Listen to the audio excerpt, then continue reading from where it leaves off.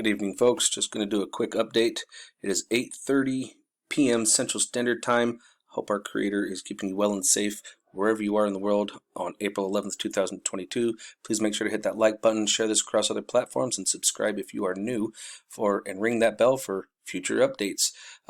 Enlil Spiral finally did update. Again, this is NASA's prediction model, and as we can see, we are going to be taking a direct hit from that coronal mass ejection, that C flare that we had the other day, and they are actually showing about 40 centimeters cubed when it strikes. But when we actually go up and we look at Space Weather Prediction Centers from NOAA, they're actually predicting 85 to 90 centimeters cubed from that plasma that was coming at us. Remember I told you guys that thing looked pretty dense? Well, according to NOAA, it is pretty dense.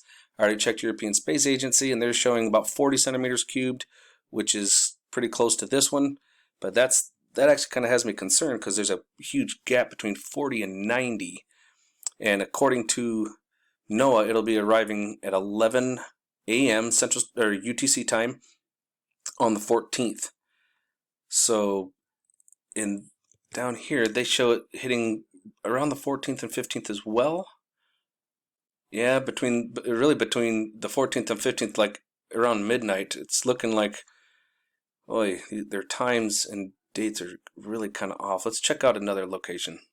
Okay, I think I might need to make a correction. I think I said yesterday, but no, this came off earlier today, this morning.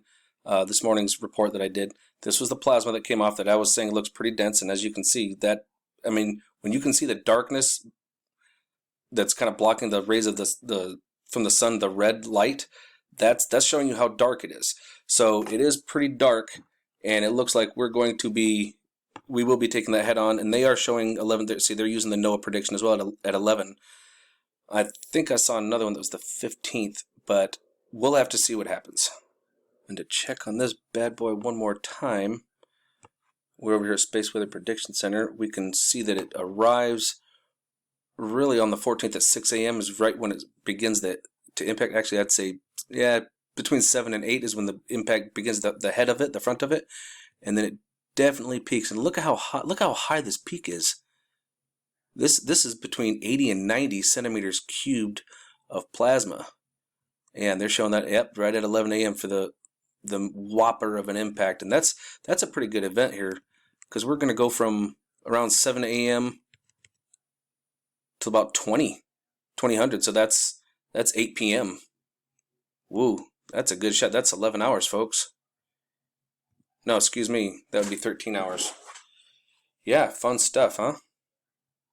Make sure you have your tinfoil hats on that day.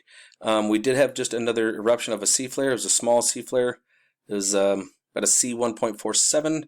And when we come over here to ISWA and we check out the 304, we can actually see that I actually noticed that the flare is over here, kind of poking off to the side over there.